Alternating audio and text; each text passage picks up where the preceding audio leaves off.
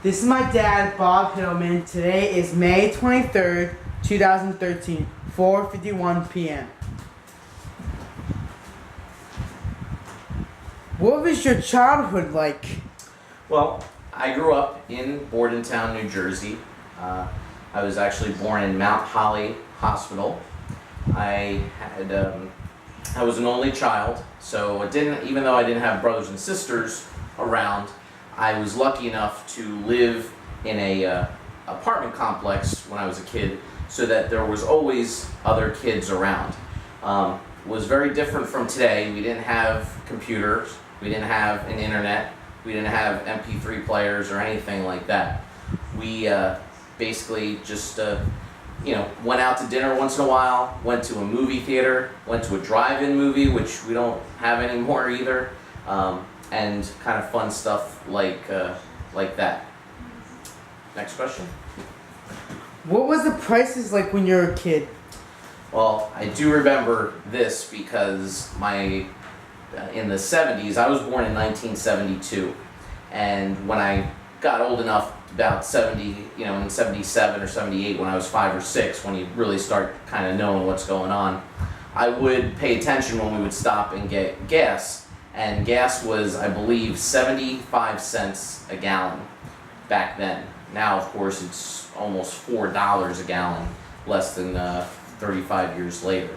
So that was cheaper. I know going to the movies was a lot cheaper. I know going to a movie now, you're lucky if you can get in a regular movie for $12 by yourself. Back then, you could go anytime for like $4 or $5. So I would say everything was at least approximately half the price it is now. Same thing with stuff like, bread and milk. I don't know exactly what it was, but it was a lot cheaper than it was today. What was your family like? Well, I pretty much only knew my mom's side of the family, because my dad's side of the family was from Florida. And like I said, since we grew up in New Jersey, since I grew up in New Jersey, I didn't get to see my dad's family too much. But he was actually the middle of 3 total brothers. So he had an older brother and a younger brother. By the time I came around, one lived in California, one lived in Atlanta, so I think I only met them once or twice. And my grandparents, my dad's parents, lived in Florida, and unfortunately they both died when I was in my teens, so I only got to meet them when I was young. Now, my mom's side of the family was very much closer. My mom was the oldest of 4 sisters that were originally from New York City, and so it was kind of cool on the weekends. We would drive, because it was only about an hour or so, an hour and a half drive from where we lived to Queens, New York. That's where my grandmother and grandfather, my mom's parents, lived. And it was really neat because I got to experience New York City as a kid. They would take me to the Empire State Building, to Times Square, which again looked a lot different than it does now. But it was pretty fun to do that kind of stuff. The other thing was, my mom was the only one that had kids until much, much later.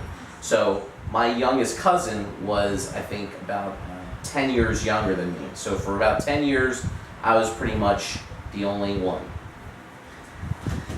How did you celebrate holidays with your family? Most of the time, we would go to New York. My mom was Catholic. My dad was Jewish, but he didn't really practice Judaism, so I didn't even know what Hanukkah was till I got older. We always had a Christmas tree, and that was pretty much the primary holiday of what we celebrated. But it was really neat because the Spanish, my mom is Colombian, so the Spanish tradition is great, that you would have this huge party on Christmas Eve, the 24th, and there would be a big dinner. All our relatives, my aunts, uncles would be there, and other friends of the family would be there. And we would basically have a nice dinner. We would sing Christmas carols, because my dad would play the piano, so we would sing a bunch of stuff. Then at midnight, Santa Claus would come down. It would usually be my aunt or uncle or somebody dressed up, and when I was a kid. and I would get my presents at midnight. So I loved that because I would always talk to my friends who were, celebrated more how they celebrate in America, where you go to bed on Christmas Eve, and then on Christmas Day you wake up and then open up all your presents. So I felt I had it much better because I got to play with my presents the night before. How was school for you? School was pretty good. I remember in elementary school being kind of an overachiever, meaning that I really, really wanted to do well, and I tried my best. I did pretty well. I think I got mostly A's and B's. And back when I was a kid, the school system here in Bordentown was a lot different. I went to Peter Muschel, which is still there, but that is now kindergarten through, I believe, 3rd grade. When I was there, it was kindergarten through 6th grade. Then we would go to junior high, which was McFarland, which right now I guess is 5th and 6th. When I was there, it was junior high, it was 7th and 8th grade. And then the high school, which is now the middle school, was 9 through 12. And now, of course, you guys have the very awesome new high school across from Peter Muschel School. So I would do that. I thought it was neat that in junior high, that's when the city and township kids combined in one school, and I ended up meeting my best friend, who lives out in California now, but we still keep in touch. So it's kind of neat how that happened. Then we moved to Crosswicks, which is a different school district. It takes us to Northern Burlington High School. And so I ended up graduating from there, and then I went to college at Drexel University in Philadelphia. I wanted to find a place that was somewhat close by, but not too far, far enough where I could live on campus, but not far enough that I couldn't come visit. So I really enjoyed Drexel because they had a co-op program, which was like a paid internship. So you would go to school for 6 months, and then you would get a job for 6 months in your major. That way you could tell if that's really what you wanted to do in life. To give you an example, I thought I wanted to do accounting and be a finance major. Well, I ended up going through my freshman year and finding out I wanted to do marketing. So luckily I was able to switch through that, do a couple co-ops through marketing, which were really neat. We're at Sesame Place. I got to assist the vice president of marketing in doing different events and stuff like that for the park. What interests you as a child? Well, early on I was always interested in music and always interested in Star Wars. So those are my 2 favorite pastimes. Star Wars because I guess, in 1977 when the first movie came out, my parents went to take me to see it at least 4 or 5 times because I really liked it. Then I would see the movies over and over again whenever I could. But I think my true passion and the thing that really helped me get through all my tough times when I was growing up was music.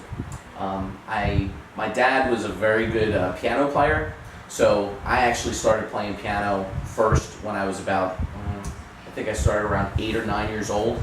Did it for about a year or 2, but then kind of got tired of it. So then I played trumpet because my best friend in elementary school at the time played trumpet, so I did. That got old after about 6 months for me. I wanted to play drums, but at the time we were living in an apartment, so my parents just got me a practice pad, so it wasn't quite the same as playing real drums. But then I found the guitar, and it was a great instrument for me because I really enjoyed playing it, because I liked the type of music that was very guitar-based, and also you could actually turn it down or put headphones on, so I could play it loud without disturbing our neighbors or my mom or my dad. So I would think music really helped me get through a lot of stuff, and again, because things were so different back in the 70s and 80s I grew up on cassettes. I was right at the tail end of albums, vinyl, which is coming back now, but I was all on cassettes, and I thought that was the coolest thing. Then CDs came out, and I thought that was like the best thing. But as we know now, CDs are almost like a dinosaur, and we have MP3s. So, which I think is great because on your phone now you could put hundreds of different songs at your fingertips instead of having. I used to have over 1,000 CDs.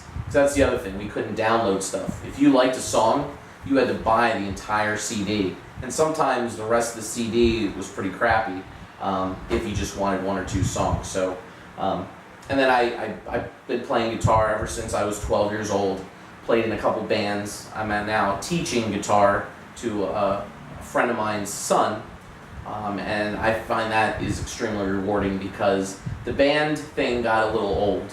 Too much drama and too much time commitment, and I just didn't fit into my schedule. I had a great time with it, had a lot of fun, got to play in front of a lot of people. That was cool, but I really enjoy teaching, being able to work essentially 1 hour a week, teach a 13-year-old some really cool tunes, and go from there. What was your first job as a kid? Well, my first job was, ironically, at Peter Muschel School, the elementary school that I went to. When I became a teenager, and able to get my working papers, I was able to work there as kind of a summer janitor. I remember it was minimum wage, and again, back then, minimum wage I think was like $4.75 an hour. But again, back then that was like a lot of money because I was getting, an allowance of maybe $10 a week. So the fact that I was working about 20, because it wasn't full time, I think I was working 20 to 25 hours, even though it was during the summer.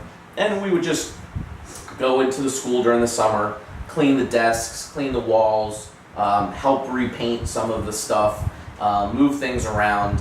I got to know the janitors that, ironically, I went to school there, that they were the janitors when I was there. So got to know them a little better, which was kind of neat. Got to really appreciate that, hey, sometimes it's not the most fun job to do, but it's necessary because, when you guys come back to school in September and all the desks are nice and shiny and the floors are nice and clean, you can really appreciate it. It didn't just get done like that through a robot or something, or somebody's snapping their fingers.